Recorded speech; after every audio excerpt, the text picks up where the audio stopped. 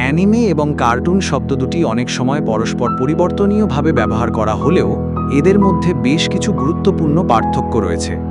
ভিডিওটি শুরু করব তার আগে অবশ্যই চ্যানেলটিকে সাবস্ক্রাইব করুন এবং লাইক ও কমেন্ট করে আপনার পছন্দের 1. উৎপত্তি ও ভাষাগত পার্থক্য।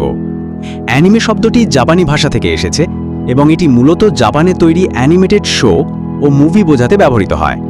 জাপানিরা যে কোনো অ্যানিমেটেড কিছুকেই অ্যানিমে বলে। কার্টুন, এটি মূলত পশ্চিমা দেশগুলো, বিশেষ করে আমেরিকা ও ইউরোপে তৈরি অ্যানিমেটেড কন্টেন্ট বোঝাতে ব্যবহৃত হয়। 2. আর্ট স্টাইল ও চেহারা।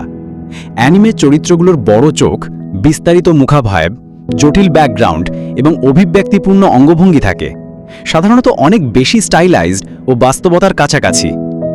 কার্টুন, চরিত্রগুলো সাধারণত অতিরঞ্জিত ও সরল হয়। অনেক সময় বিকৃত মুখভঙ্গি ও শরীরের গঠন দেখা যায়, যেমন টম অ্যান্ড জেরি। বাস্তবতার চেয়ে কৌতুক বা এক্সপ্রেশনকে বেশি গুরুত্ব দেওয়া হয়। 3. বিষয়বস্তু ও লক্ষ্যবস্তু দর্শক। অ্যানিমে সব বয়সের জন্য অ্যানিমে তৈরি হয়। অনেক সময় এর বিষয়বস্তু গভীর, দার্শনিক, সহিংস বা রোমান্টিক হতে পারে, যেমন death note, attack on Titan, your name. Cartoon, বেশিরভাগ কার্টুন শিশুদের জন্য তৈরি হয় এবং হালকা, মজাদার ও শিক্ষাভিত্তিক হয়, যেমন sponge Bob, Tom and Jerry, Luni toons. তবে বড়দের জন্য কিছু কার্টুন তৈরি হয়, যেমন রিক অ্যান্ড মর্টি। 4. ধারণা ও সংস্কৃতি। অ্যানিমে জাপানি সংস্কৃতি, ইতিহাস, সমাজ ব্যবস্থা ও বিশ্বাসের প্রতিফলন থাকে। ভাষা, পোশাক, খাদ্য, নাম ইত্যাদি সবই জাপান কেন্দ্রিক।